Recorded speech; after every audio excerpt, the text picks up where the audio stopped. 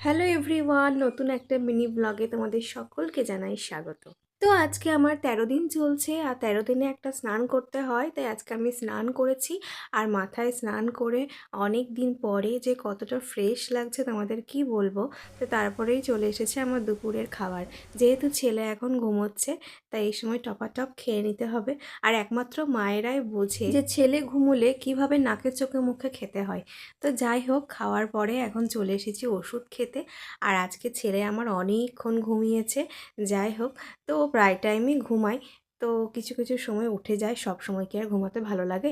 তো ওষুধ খেয়ে নিয়ে আমি এখন ছেলের যে কাঁথাগুলো ছিল সেগুলো মা ছাদে থেকে এনে দিল, এগুলোই এখন ভাঁজ করে রেখে দিচ্ছি। আর এই যে কাঁথাগুলো দেখলে, এগুলো সব আমার কাকিমা তৈরি করে দিয়েছে। তো এখনও ছেলে ঘুমোচ্ছে, তাই একটু হাঁটাহাঁটি করছি, যেহেতু ডক্টর বলেছেন যে খাওয়ার পরে সঙ্গে সঙ্গে না ঘুমাতে।